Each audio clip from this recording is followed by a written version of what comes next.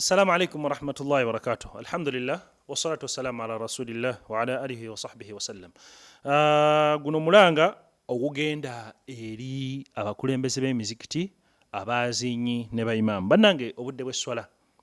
Obudde bw'esswala tuyamba abasiraamu be tukulembera ku nsonga y'obudde bw'esswala. Tulina ebikwato ebitwakwata asiri ebeerawo ssaawa 10 omwaka mulamba. Aisha tulina gisaala abamu bagiteekako w'emwana, abalala bagiteekako emwana mu 5, abalala bagiteeka fajiri yo oluusi yo tugiwa ekitiibwa ne tubeera nga tugisaala mu budde obwo obwayo. Dhuhuri nayo kale tulina misconception, tulina ekintu kye twakwata obubi nti essaawa 6 enjuba weekyuka awo, enjuba ebeera wakati mu ggulu. Kyenjagala okusookerako ekisookera ddala obudde bwa Uganda bwanjawuloko ku budde bw'ensi endala. Enjuba ye Uganda waliwo ebiseera weebeera ng'egenda kukyukira ku ssaawa 6:3, 6:4, 6:5. Januari ono gwe tulimu leero ennaku z'omwezi ziri 19 eri kumpi ssaawa 7 enjuba weekyuka neeva mu noon. Sitegeeza nti before ssaawa 7, before ssaawa 6:5 tuba tetunnatuuka mu afternoon ab'oluzungu. Tuba tukyali mu morning bannange, era omusiraamu wakyakkirizibwa okusaala duha eyo njagala nveeyo. Obudde buno bwe tusaaliramu esswala eza faradha bannange bukulu nnyo. Omuntu buli w'osaala esswala ng'obudde tebunnatuuka oba oli ku munsobi. Era omubaka Muhammad sallallahu alaihi wasallam yatusomesa. Allah n'atugamba nti aqimi ssalata liduluki shamsi ila ghasaqi llayli wa qur'ana alfajr. Allah n'atugamba nti obudde bwaffe obw'esswala butambulira ku njuba n'ekiro enkyukakyuka yaakyo then n'okusala kw'emmambya.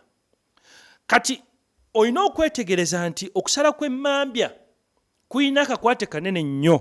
Obudde bwa magharibi ne isha bulina akakwate kanene nnyo n'obudde bwa fajiri n'okuvaayo kw'enjuba. Isha yaffe ensangi zino nnaku z'olero Januari ono wakati kumpi obudde bwa isha butuuka nga ziri ssaawa 2:16, 15, 14. Kati abagisala ssaawa 1:5 bannange mba musadde isha tennatuuka. Sheikh Ibn Uthaymeen ne Sheikh Abdul Muhsin Al-Abbad n'abamanyi abalala bangi balaga nti obudde wakati wa isha ne magharibi bufaana obudde wakati wa fajiri n'okuvaayo kw'enjuba. Eyo yessaawa ng'emu n'ekitundu oba essaawa 1:15 okusinziira ku sizoni gye tuba tulimu. Ssaawa zino eringanga ssaawa 1:15, ssaawa 1 waliwo oluusi webeera nga essaawa nnamba n'eddakiika 10. Naye oluusi tetubyefiirako. Naye wallahi abasiraamu bayimaamu mmwe abazinyi bagenda babanja esswala zaabwe mu maaso ga Allah subhanahu wa ta'ala. Bwe tuteddeko kutambula ku budde gwe kennyini olabye ng'enjuba ekeereyo okugwa ng'olunaku lwa leero n'olwejjo n'ezibadde ziyiseeko. Neera mu mwaka zibeeramu ennaku bwe zityo. Naye n'otalowooza nti ne isha egenda keerewa okutukola. Okuba twali twakikwata ti obudde bwa isha bubeera bufunda nnyo. Era nawulira ku Sheikh eri Abdurrahman Al-Adani o Yemen ng'alaga nti abantu bakikwata nti obudde bwa magharibi ne isha bubeera bufunda, naye nga si kituufu. Bubeera buweza kumpi essaawa nnamba n'okusukkamu kati nga ziwera essaawa 1:15. So ebintu ebyo tulina okubeera nga tubyetegereza kubanga isha mu sayansi kye bayita maghribi shafaq al-ahmar, okubula kw'ekire ekimyufu. Abazungu kye bayita astronomical, si bazungu wabula bannasayansi kye bayita astronomical twilight. Enjuba weebeerera mu degrees kumpi 18 wansi, ekiro ekyo ne kiryoka kibula. Tulina kusaala nga kimaze kubula. Kati bwebanga endi ya astronomical twilight tennaba kutuuka, isha eba tennatuuka. Kuba Nabbi sallallahu alaihi wasallam kyatugamba hadithi eri mu sahihi Muslim erikiriya bulungi, hadithi ya Abdullah ibn Amr ibn al-As ng'etulaga nti wa waqtu salati al-maghrib ma lam yaghib ash-shafaq. Kati gwe bw'osaala ng'obudde tebunnatuuka asri yadde yo formula yayo ey'okugi astronomically bw'oyagala ogidrivinga mpanvu mukko. Naye era asiri yaffe ennaku zino ogisanga eri mu ssaawa 10:20. Abasinga twagikwatira ku ssaawa 10:15. Waliwo omuzikiti gwe mmanyawo mu kibuga mu bitundu by'owina awo downtown bo basaala ssaawa 10 zennyini.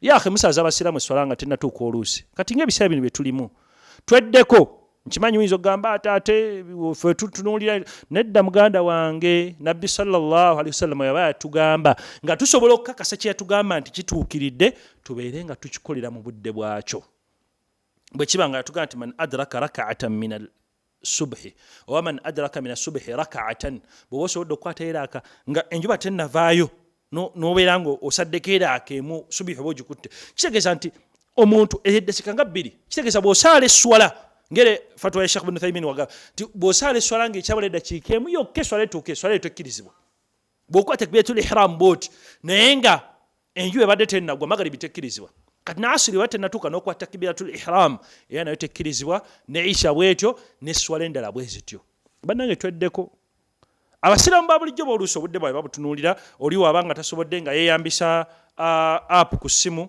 yeeyambisa kalenda maybe naye fe oluusi tugira newegeziwaza n'oteekawo nekisiikize n'ogenda n'okigera naye nga wallahi tekinnawera nga kiweze tokiraba bw'oba osobola okukakasa muganda wange kakasa kubanga buno obusiraamu eno ddiini yaffe gino mirimu gyaffe gye tuweereza eri Allah subhanahu wa ta'ala ate nga gyaffe tetugizanyiramu tetuzanyira mirimu gy'abannaffe naddala abakulembera esswala twegendedeza obudde saba Allah atugondeze okubeera ntukola byayagala mu mbeera esinga obulungi era atuwe okutegeera eddiini y'embeera esinga obulungi. Assalamu alaikum wa rahmatullahi wa barakatuhu.